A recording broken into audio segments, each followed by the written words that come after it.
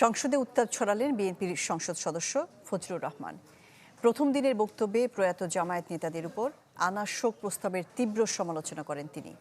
৫ আগস্টের পর পুলিশ হত্যা ও থানা লুটের ঘটনায় বিচারের দাবি জানান।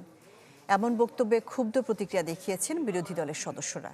এক পর্যায়ে মাইক বন্ধ করে সবাইকে দায়িত্বশীল আচরণের আহ্বান জানিয়েছেন স্পিকার। আপনাকে অসংখ্য ধন্যবাদ। মঙ্গলবার সংসদে রাষ্ট্রপতির ভাষণের উপর আলোচনায় বক্তব্য রাখেন কিশোরগঞ্জ ৪ আসনের সংসদ সদস্য ফজলুর রহমান।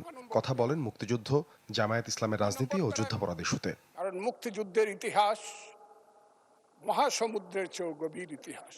এ সময় জামায়াত আমিরকে উদ্দেশ্য করে ফজলুর রহমান বলেন, মুক্তিযোদ্ধা পরিবারের সদস্য হয়ে জামায়াত করাটা অপরাধ।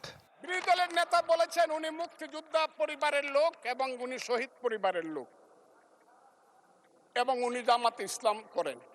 এটা ডাবল অপরাধ। মুক্তিযোদ্ধা পরিবারের লোক কেউ জামাত করতে পারে না।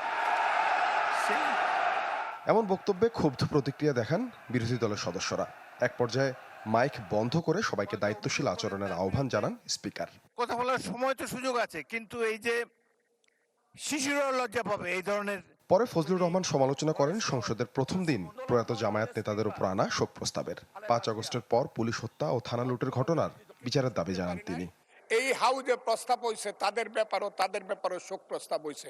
আমি একা হইলেও এটা প্রতিবাদ করতাম, কিন্তু যেহেতু আমার দল এটা করছে আমি চুপ করেছিলাম। আমি কথাটা খুব ক্লিয়ার। কিন্তু এই সংসদ সম্পর্কে আজকে না হলো কালকে না হলো পরশু, না হলে ইতিহাসে ভুল বার্তা যাবে যদি আমরা যুদ্ধ অপরাধের ব্যাপারে আমরা শোক প্রস্তাব নেই। পরে কথা বলেন বিরোধী দলীয় নেতা ডাক্তার শফিকুর রহমান। ব্যক্তি আক্রমণের অভিযোগ তুলে কঠোর সমালোচনা করেন ফজলুর রহমানের বক্তব্যের। আমি কোন দল করব, কোন আদর্শ আমি অনুসরণ করব, এর উপর হস্তক্ষেপ করার ন্যূনতম কোনো অধিকার রাষ্ট্র কিংবা সংবিধান কাউকে দেয়নি। আমি এটার তীব্র নিন্দা জানাই। আমার আইডেন্টিটি নিয়ে প্রশ্ন করা হয়েছে, এটা গুরুতর অপরাধ করেছেন উনি। এ সময় ফ্লোর চান স্বরাষ্ট্রমন্ত্রী সালাউদ্দিন আহমেদ। মুক্তিযুদ্ধের ইতিহাসের ভিত্তিতে জাতিকে বিভ্রান্ত না করার আহ্বান তার। নতুন করে আমার মনে হয় যে মুক্তিযুদ্ধের ইতিহাসের ভিত্তিতে জাতিকে আর বিভক্ত না করি। পরে বিএনপি ও জামায়াতের অতীতের সম্পর্ক নিয়ে কথা বলেন সিনিয়র কয়েকজন সংসদ সদস্য। সমালোচনা করেন আওয়ামী লীগের নানা কর্মকাণ্ডের। মেহেরবানি করে দয়া করে অতীতের ইতিহাস নিয়ে জামাত ইসলামীকে দোষারোপ করার চেষ্টা করা আমার মনে হয় মোটেই ঠিক হবে না।